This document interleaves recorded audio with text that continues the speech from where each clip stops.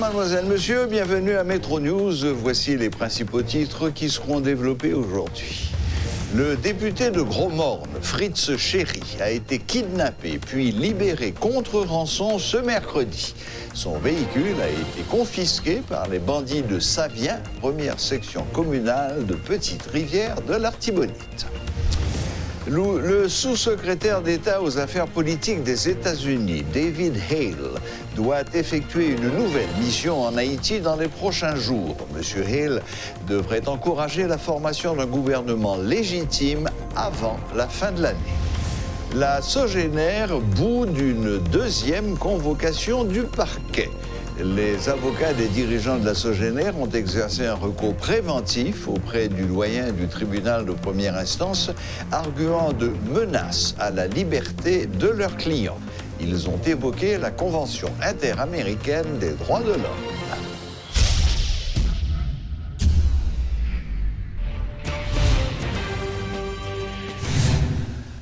Les gangs de Savien, première section communale de Petite-Rivière de l'Artibonite, était une nouvelle fois à l'œuvre au niveau de la route nationale numéro 1 à hauteur de Carrefour-Paillé.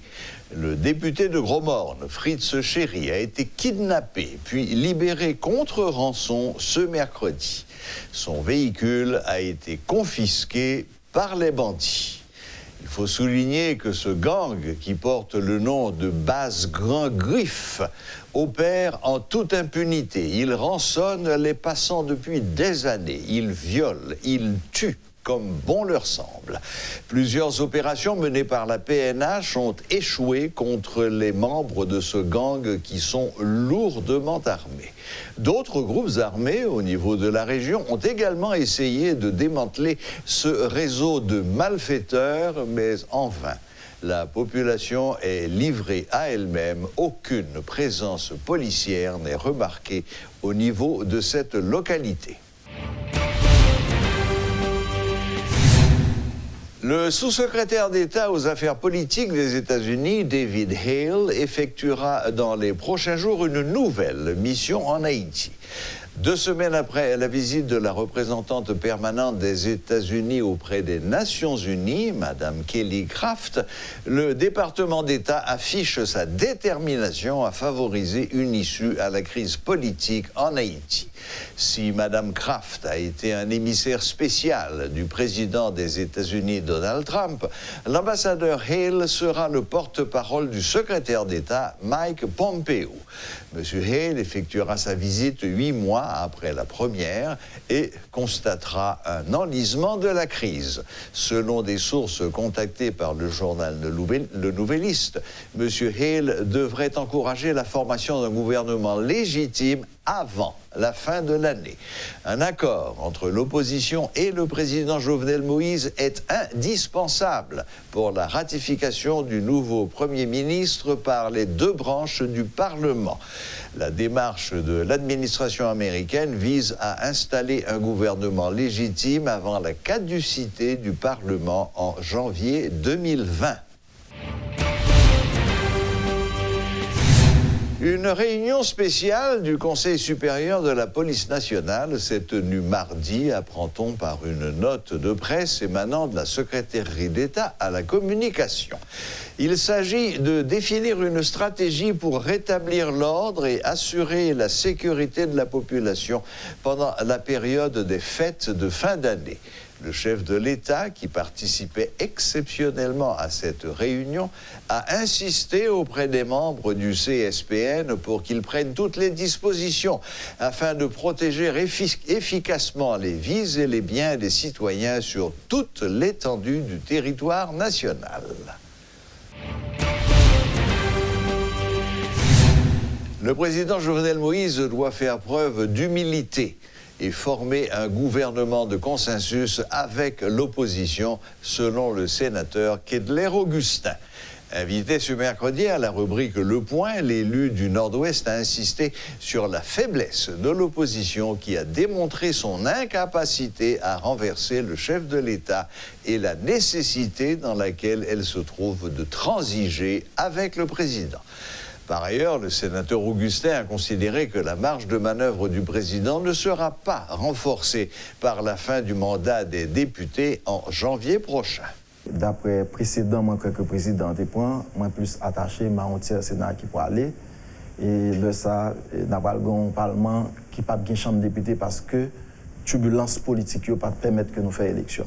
Moi, je crois que je dis à nous pour aller voyons en forme de gestion particulière que nous habitués gagner déjà, côté que le Parlement va être amputé d'une chambre qui n'a pas de chambre de députés. C'est d'où la nécessité pour que les acteurs chita le plus vite que possible pour résoudre le problème électoral, ça, pour revenir à la normalité constitutionnelle. Est-ce que c'est vrai que le président aura une marge de manœuvre à partir de deuxième lundi de janvier? Ça peut être très dangereux, je crois que le président doit réfléchir beaucoup avec cette marge de manœuvre. Je pense que le président doit avoir un pouvoir de contrôle. Et à ce moment-là, si le président pense que le cas former gouvernement peut-être pas de stabilité encore, il faut un gouvernement qui intègre d'autres partis politiques, d'autres acteurs politiques là-dedans. Mais donc là, il est obligé à jouer une opposition. Il est obligé à jouer une opposition en tout, et l'opposition, il ne va pas forcer au tout. L'opposition en tout supposée accepter. Parce que ce qu'il faut faire, c'est le renverser. Pendant deux mois, on n'a pas pu réussir. Mais on a renversé la vie des citoyens. En plus, le monde mourit, en plus, le monde grand goût, en plus, le monde perd du travail. Donc, je dis à des gens qui suivent là qui va pas travail encore. Parce que vous voulez aller, parce que vous ne pouvez pas qu'aimer. Donc, je dis à me penser que ça n'est pas de résultat. Nous n'avons pas l'autre bagaille pour nous faire. D'ailleurs, ce n'est pas la solution que je propose qui est importante. Nous, il donne. Si ce que je dis n'est pas fait, qu'est-ce qui sera fait? C'est blanc qui va le venir encore. Nous avons une situation d'insécurité totale côté des bandits qui prennent des zones bagailles. C'est des actes d'agression, des attaques qui sont capables de faire appel au droit international humanitaire, côté que OEA ou bien Nations Unies sont capables de venir parce que vous constituez une menace pour la paix et la sécurité internationale. Et à partir de ce moment, avec qualité de gros âmes, ce n'est pas des gens qui contrôlent, avec des pratiques, soit que cocktail Molotov, boulet bagaille, c'est des actes terroristes que oui. Et à partir de ce moment, par contre, il y a un côté international qui tape d'accord au monde qui est en pratique comme ça, il y a un pouvoir. Donc je dis, nous n'avons pas besoin que c'est eux venir en nous entendre, nous, effectivement. Parce que le président doit accepter avec humilité égale. Moi, elle fait discours, il reconnaît. Donc, moi, je pense que les deux acteurs doivent comprendre le message de la population pour que ils soient à la hauteur de l'évolution situation en prend aujourd'hui, pour prendre les mesures que de doit pour revenir à la paix et travailler pour le bonheur du peuple. Les propriétaires de la Sogénère ont une nouvelle fois boudé la convocation du chef du parquet de Port-au-Prince, Jacques Lafontant, ce mercredi 27 novembre. Les avocats des dirigeants de la Sogénère ont exercé un recours préventif auprès du doyen du tribunal de première instance, arguant de menaces à la liberté de leurs clients. Ils ont évoqué la Convention interaméricaine des droits de l'homme. De son côté, l'un des avocats de l'État haïtien, Éphésian Joassin, a qualifié cette démarche d'absurdité juridique, faisant valoir qu'on ne peut exercer un recours contre une invitation. Le juriste explique que l'invitation vise à évaluer l'opportunité d'une poursuite. Il presse le chef du parquet d'adopter les mesures que de droit à l'encontre des dirigeants de la Sogénère. Selon la législation haïtienne, le chef du parquet peut, après 2 refus de comparaître, émettre des mandats d'amener à l'encontre des personnes concernées. Outre des membres de la famille Vorbe, propriétaire de la Sogénère, l'ex-ministre des Travaux publics, Franz Verella, l'ex-directeur de l'EDH, Serge Raphaël, et l'ex-première dame, Elisabeth Desbrosses-Préval, sont concernés par la plainte pour surfacturation dans la fourniture d'énergie électrique. Par ailleurs, Maître Newton Saint-Just a indiqué que les avocats de la Sogénère doivent signifier le recours gracieux rendu par le doyen du tribunal. Il fait remarquer qu'il s'agit là de l'aspect civil du dossier.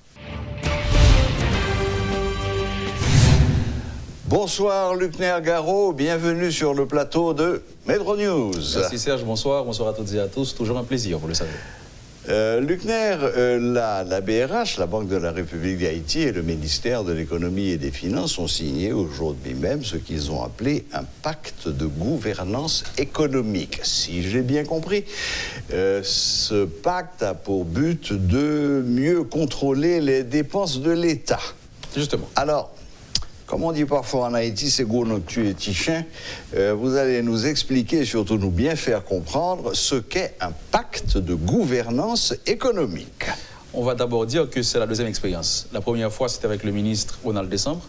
Pour l'année fiscale écoulée, la BRH a tenté l'expérience. Ils ont paraphé ce pacte de gouvernance économique et financière. C'est un document qui dit que le ministère de l'économie et des finances doit dépenser à la limite de ses moyens. C'est uniquement ça. Okay. Donc, la BRH est la caissière de l'État.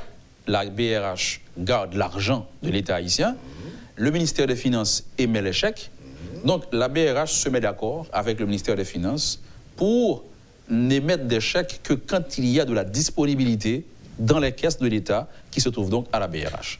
Donc ça veut ensemble, dire que... il y a un travail de contrôle qui sera fait. Voilà, c'est ça. Le ministère de l'économie va dépenser selon les limites de ses moyens. Ok. Donc c'est ça, ce sera le rôle de la BRH de dire par exemple, stop là et votre compte est à découvert, ça me va payer. Justement, donc c'est ça l'idée. Évidemment, il y a des paramètres techniques qu'il faut maîtriser par rapport au rythme des réunions, pour vérifier les comptes et tout ça, les conditions imposées par la BRH. Mais aussi, comme a dit le gouverneur aujourd'hui, donc le pacte va permettre au ministère de mieux contrôler les dépenses de l'État, de dépenser à un rythme plus approprié, si on peut le dire ainsi. Donc, mais à quel moment intervient le budget? Parce que bon, c'est bien de dire qu'on va dépenser, mais est-ce qu'il ne faudrait pas quand même qu'il y ait quelque part un budget auquel on fasse référence? Les Américains ont demandé l'autre jour qu'en l'absence de budget formel voté devant le Parlement, il y ait au moins un cadre budgétaire. Un cadre budgétaire pour l'année 2020. Alors comment est-ce que tout ça s'articule? Au fait, il ne peut pas avoir de pacte de gouvernance économique et financière s'il n'y a pas un budget. Bon, oui. Non, c'est clair, vous l'avez dit.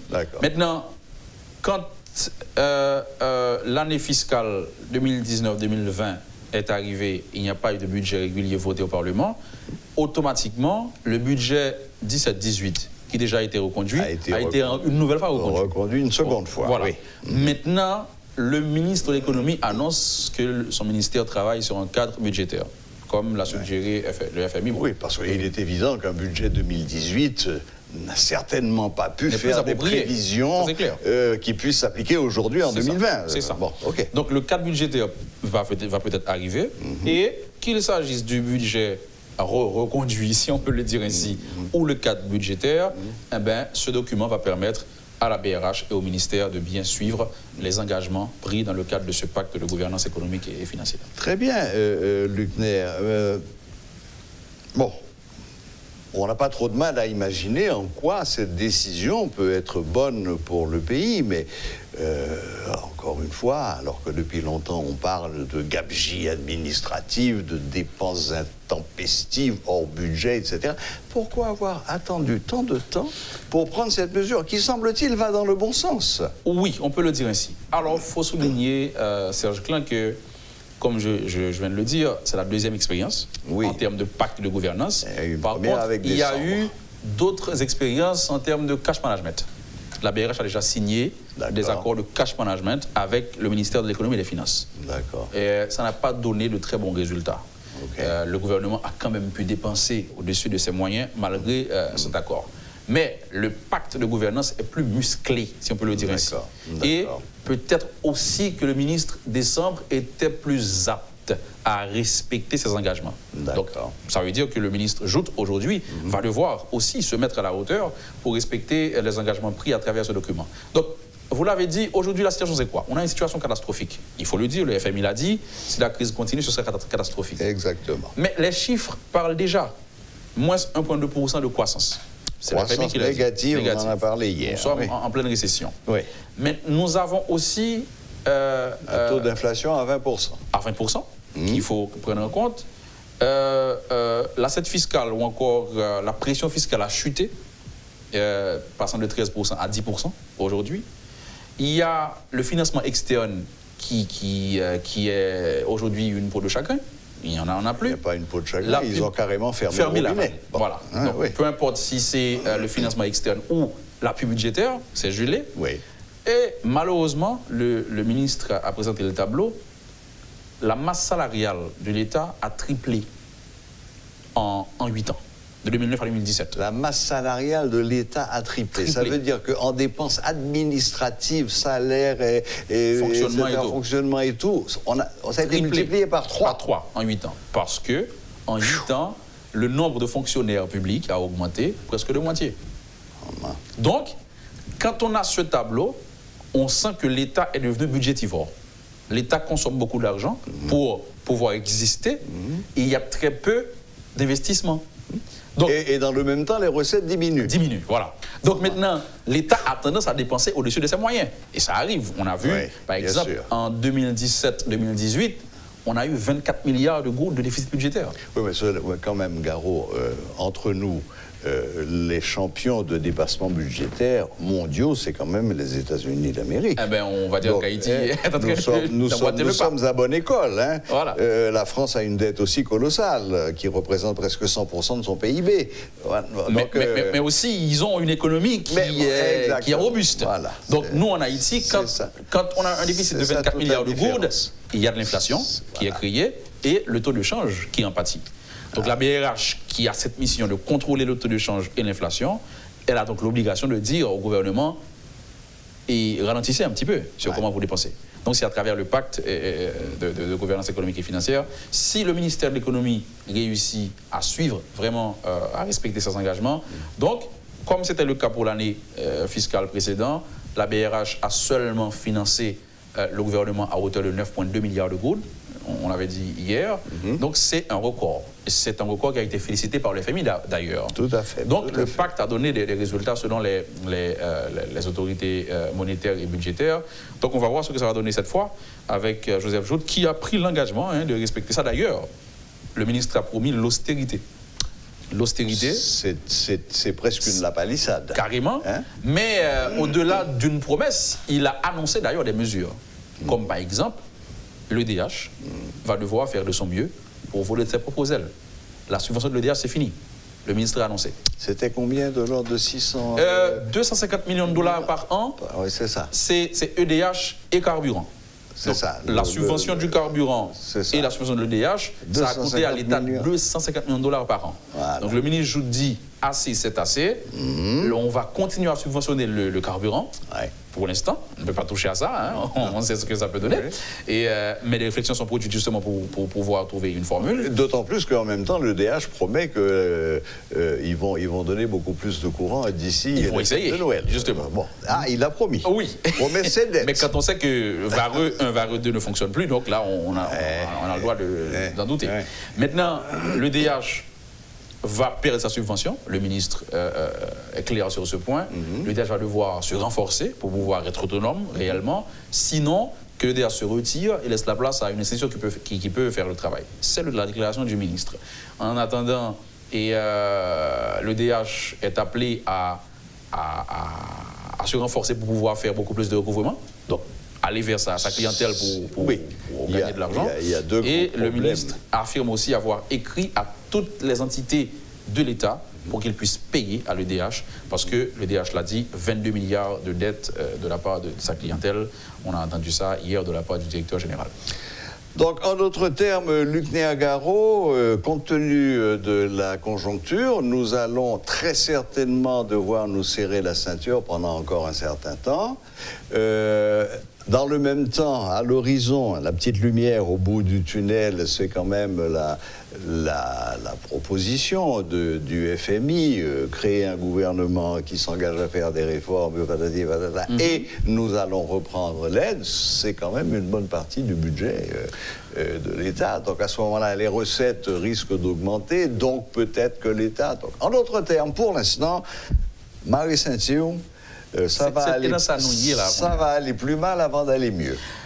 Si pas gagner investissement et économie pas renforcée, si pas de stabilité, pas de investissement, et le BRH a serré et van comme ça, le gouvernement a moins de capacité pour investir, la plus jeune comme pour dépenser, pour fonctionner. Donc, nous avons fait un petit temps encore à stagner, à marquer pas sur place, en attendant que nous avons réussi à ouvrir pays à investissement étranger notamment, et que nous avons rebooster l'économie.